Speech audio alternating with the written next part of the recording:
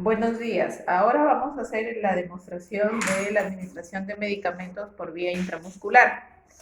Los materiales que necesitamos para esta vía son los siguientes. Bueno, tenemos que tener siempre nuestras torunas de algodón, nuestro alcohol medicinal de 70 grados, nuestra agua estéril o cloruro de sodio, o en todo caso, bueno, si es que es el paciente, como viene con su medicamento, tenemos que tener preparado el medicamento. Nuestras jeringas para la vía intramuscular se pueden utilizar incluso jeringas a partir de 3 centímetros cúbicos. Puede ir de 3, de 5, de 10 o de 20, ¿no? Dependiendo, bueno, del medicamento y de la cantidad de la solución que se va a administrar. Las agujas para esta vía son agujas número 21, puede ir de la 21 y la 23 dependiendo del estado del paciente, ¿no? Hay algunos criterios para poder seleccionar la aguja. En este caso tenemos la aguja número 21. Adicional a eso, siempre también es necesario contar con otro tipo de aguja, puede ser una 21 o una 18 para preparar la solución antes de realizar la administración del medicamento. Nuestros guantes limpios. Muy bien, entonces ya saben, primero, pasos previos, siempre es importante el lavado de manos, ya el lavado de manos con los pasos correctos. Llega el paciente, bueno, saben que las situaciones en las que se puede presentar para aplicar el procedimiento es paciente que viene por emergencia, paciente de consulta externa o paciente que de repente está hospitalizado y en la indicación está colocarle un medicamento a través de esta vía. Entonces, tenemos que tener necesariamente la receta médica. Saben ustedes que no se debe administrar ningún medicamento sin una receta médica. Corroboramos en esa receta médica la identificación del paciente, tenemos que corroborar la vía del medicamento que está indicando el médico y tener listo el medicamento. Ya saben, la aplicación también de los 10 correctos, el medicamento correcto, verificar la fecha de vencimiento del medicamento y consultar siempre al paciente si ya se ha administrado anteriormente este medicamento por el tema también de alergias, ¿no es cierto? Entonces corroboramos el estado de conciencia del paciente y se le explica el procedimiento al paciente también. En este caso tenemos acá al señor Alipio, tenemos acá al paciente, ya entonces tenemos que explicar el procedimiento que vamos a realizar, lo que está indicando el médico en la receta. Y en este caso también para este procedimiento es importante considerar la intimidad del paciente, porque en este tipo de sitio de aplicación se va a exponer parte de, bueno, la zona del glúteo del paciente, entonces también es importante considerar mantener la intimidad del paciente, tiene que hacerse en un ambiente adecuado, cerrado, para mantener la intimidad y la privacidad del paciente, ¿no? Entonces se le va a explicar al paciente, primero lo que vamos a hacer es la preparación del medicamento, entonces tenemos que colocarnos primero nuestros guantes,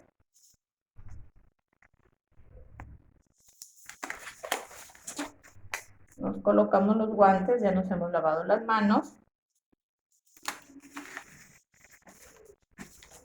tenemos el medicamento, lo vamos a preparar.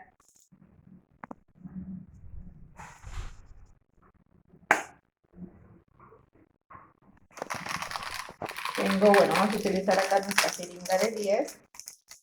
Cargamos el medicamento con otra jeringa, perdón, con otra aguja. Bueno, en esta ocasión nada más vamos a cargar 3 mililitros. Ya. Tapamos la aguja. Y lo que hacemos es, bueno, eliminar cualquier tipo de burbujita de aire que haya ingresado al interior de la jeringa.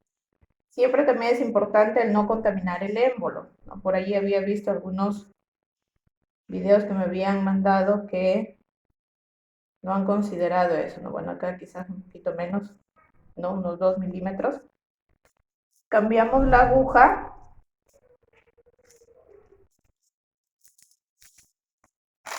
Y colocamos la aguja número 21 con la que vamos a administrar. Protegemos nuestra jeringa, siempre protegemos la parte interna donde está considerado, donde se tiene contenido el émbolo. Lo protegemos, ¿no? Bueno, en nuestro establecimiento donde nos encontremos, todo eso lo vamos a dejar en nuestra riñonera. Bueno, en este caso lo estoy colocando en el empaque, pero tenemos que tener lista nuestra riñonera también. Ahora, ¿qué es importante? Bueno, en las vías de administración, para este lado, lo que es vía intramuscular, vamos a encontrar 3 sitios de administración. Podemos colocar en el músculo deltoides, ¿ya? La localización para esta parte, sabemos que es 4 dedos por debajo del hombro, ¿no? Donde está ubicado el hueso del acromión. 4 dedos por debajo, ubicamos en la zona, más o menos acá, y a través de esta zona también se puede colocar la vía intramuscular. En este caso, esta zona del músculo deltoide generalmente se utiliza para la administración de vacunas. ¿Por qué? Porque este músculo, ustedes pueden ver, bueno, vamos a exponerlo acá. Este músculo, el tamaño es más pequeño, la porción es más pequeña. Entonces, la cantidad de solución que permite administrar, por lo tanto, también es mínima. La cantidad para vía intramuscular en el músculo deltoides es de 2 milímetros de solución, ya del medicamento, de la vacuna. Entonces, lo que se administra por esta zona son las vacunas, la vía intramuscular, que nosotros, bueno, hemos participado, nos han vacunado y generalmente es en el brazo. La otra zona, un ratito, señor, por favor, es en la parte de la pierna, el músculo vasto externo. No sé si puedes parar, por favor. Es esta zona de la pierna. Ya la otra zona es la parte externa del músculo del vasto lateral, que vendría a ser toda esta zona expuesta también. Bueno, acá no se puede visualizar bien, pero la localización para poder ubicar este músculo, vamos a tomar como punto de referencia la parte de la cadera, no la parte que es la prominencia que tenemos todos nosotros en la parte de la cadera, que bueno, es el hueso del trocante mayor, y vamos a contar, ¿no? Ubicamos más o menos, tenemos acá la cadera, tenemos que saber también la ubicación de los huesos, la cadera que vendría a ser la cresta ilíaca derecha, y bueno, en este caso la izquierda, la cresta ilíaca.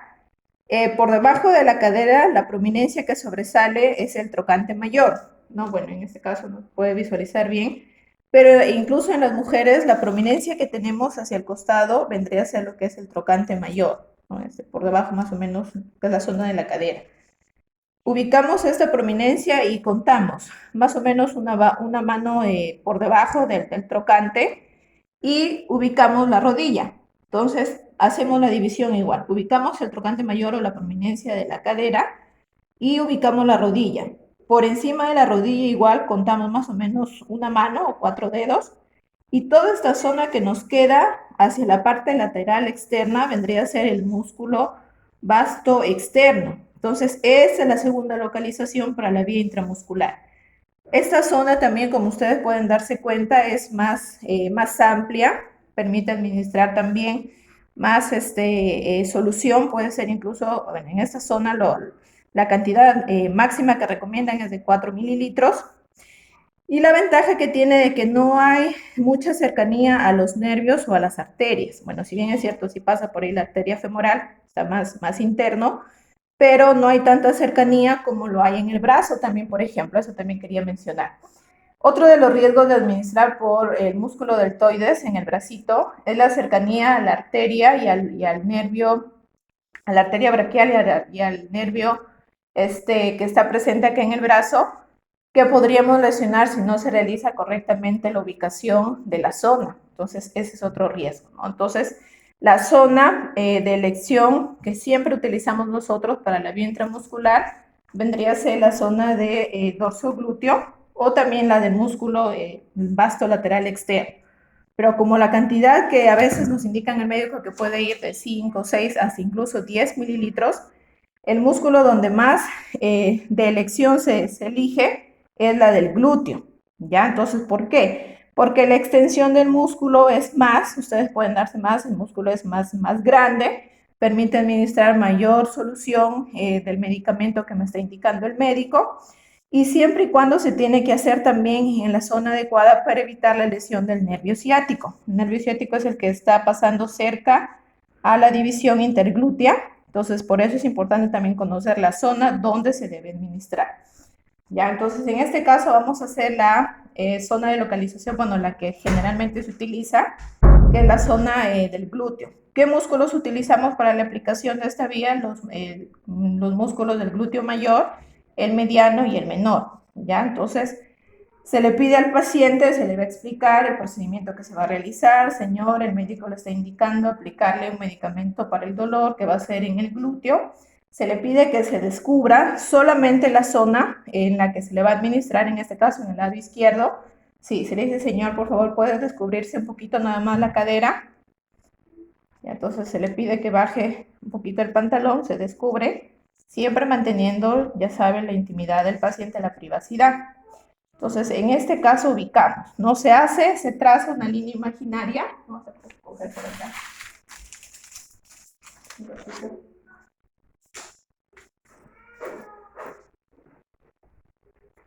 A ver, vamos a trazar acá una línea imaginaria, ¿ya?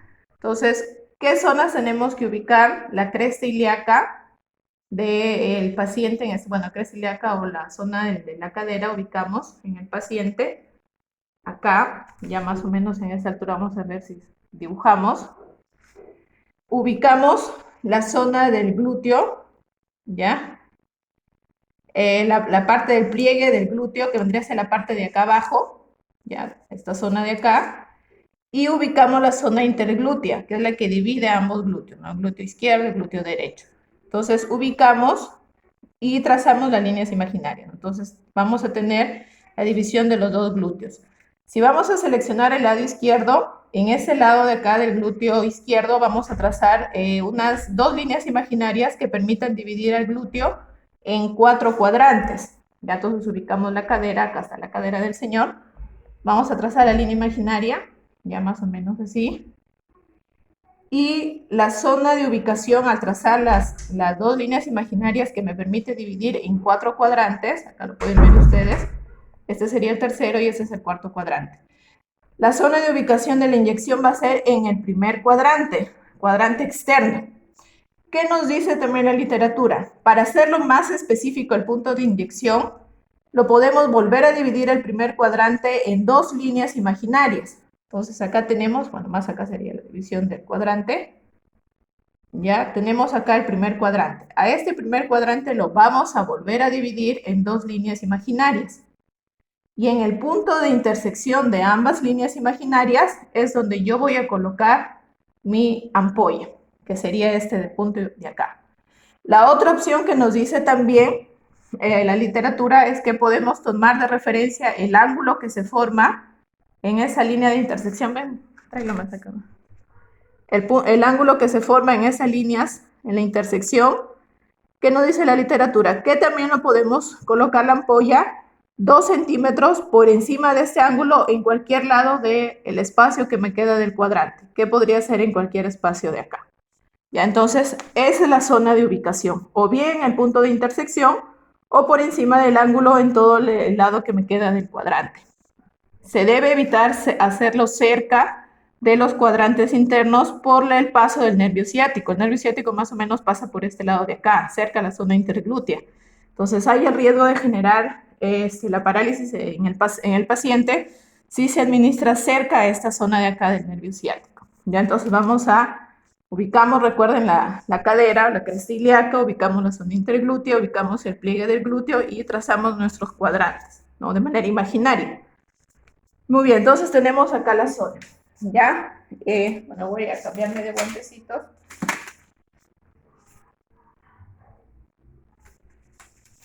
Se le pide entonces al paciente que se mantenga relajado y la posición en la que se puede colocar puede ser parado o también acostado. Si se lo hace parado, que generalmente, bueno, el paciente viene de repente a consulta externa por dolores, el médico le dice, vaya tópico que le apliquen esta ampolla. Entonces se le pide al paciente que doble la pierna en la que se le va a administrar, que flexione ligeramente la pierna para poder relajar el músculo. ¿Qué cuidados tenemos que tener en esta vía? El lavado de manos y la adecuada antisepsia de la piel, porque ha habido muchos casos en donde se producen celulitis o se producen infecciones porque no hay una adecuada antisepsia de la piel. ¿Ya? Entonces, vamos a realizar la antisepsia con el algodón, con el alcohol de nuestra ubicación. Vamos a hacerlo acá. Siempre forma circular de dentro hacia afuera. Se puede hacer incluso la antisepsia con 2 algodones con alcohol. Ya no se limpia con algodón seco. Por ahí había escuchado que se vuelve a pasar algodón seco. Ya no, porque estaría yo limpiando la asepsia que he realizado con el alcohol. Si está muy mojado mi algodón, yo espero que seque. No, pero no voy a soplar tampoco, porque a veces por querer que seque, de repente he mojado mucho el algodón, voy a soplar, no, sino espero que seque. Y tengo que tener a la mano, también esa es otra observación, tengo que ya yo tener en mi otra mano, por ejemplo, si yo soy diestra, en mi mano izquierda tengo que tener ya mi algodón seco para inmediatamente, al finalizar la inyección, colocar el algodón en la pierna del paciente. No es buscar en ese momento el algodón, no, porque de repente va a comenzar a sangrar, el paciente se va a asustar, entonces hay que brindar también esa comodidad al paciente. Entonces ya hemos realizado la antisepsia de la piel, cogemos nuestra jeringa. La forma de coger la jeringa también es en forma de lápiz, de esta forma. Ya, entonces retiramos nuestro capuchón. El señor, por favor, que flexione un poquito la piernita.